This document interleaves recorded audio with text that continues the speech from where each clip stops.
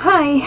So, I'm here with a hopefully quick series review, and it's a historical romance trilogy by Lorraine Heath, who I just started reading her books a few months ago, and I'm just like constantly blown away by what she writes. So the series is The Lost Lords of Pembrook, and follows three brothers who their father dies under like some shady circumstances, and he's a duke, and then their uncle locks them up in a tower and then is planning to kill them, but because of a neighbor girl they are able to run away, and they just run away into like different lives basically.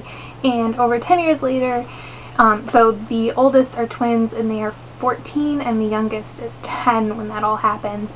And then like 10-12 years later they return to London to get their lives back, and it kind of just each story follows each of the brothers like journey to returning home to London and England and society, and also their love story obviously because it's a romance. So the three books are She Tempts the Duke, which is about Sebastian, the oldest and like the new duke. What is it? Lord of Temptation, which is about Tristan, Sebastian's twin. And then the last book, oh, this is so weird, this is the only one with a step back.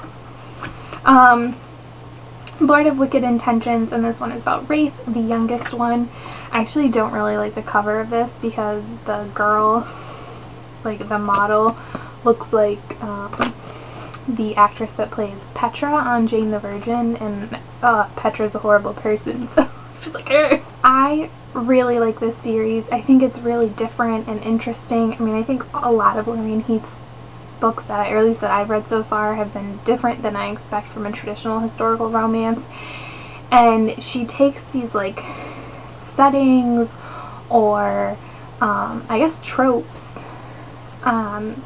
that I expect, and then just like turns them on their head and makes them something different. So that's great. And I gave the first two books 4 stars and the last one 3, although I think the third one, to be honest, suffered from like too much hype in my head. Like, and this happens a lot with series like this where you like find out about a character and you get so intrigued by them and you can't wait for their book to come out, and then sometimes that book doesn't live up to what you've built it up to be in your head.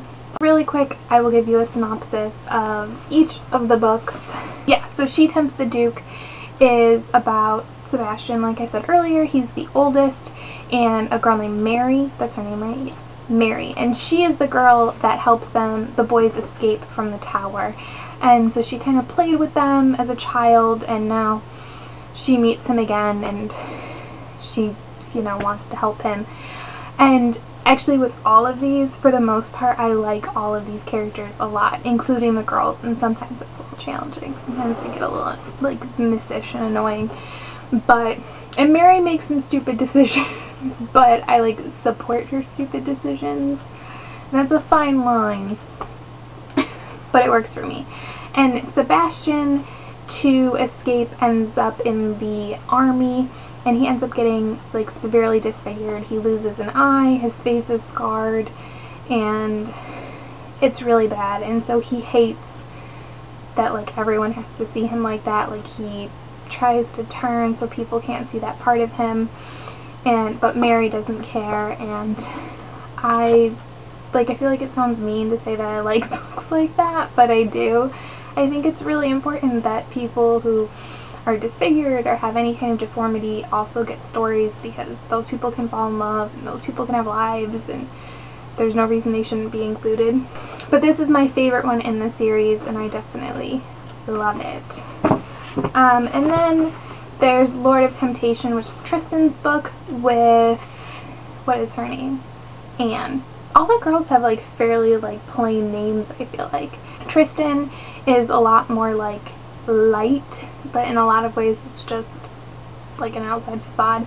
He ended up, his brother Sebastian sold him to a ship captain, and so he ended up on the seas, and he has his own ship, and he's kind of like this awkward piratey, not pirate. And Anne has an interesting story and background that just blew me away. And this book was full of moments where I was like, okay, this is gonna happen, and then it was like, no, no, no, that's not gonna happen. Just like every time I thought I had figured out what Lorraine Heath was gonna do, she like completely turned everything on its head. And basically what happens is she ends up needing to travel somewhere, and she doesn't know that he's a lord, she just knows he's like a ship captain. And she asks him to take her where she needs to go, and he says, okay, but you need to give me a kiss, because that's what you do.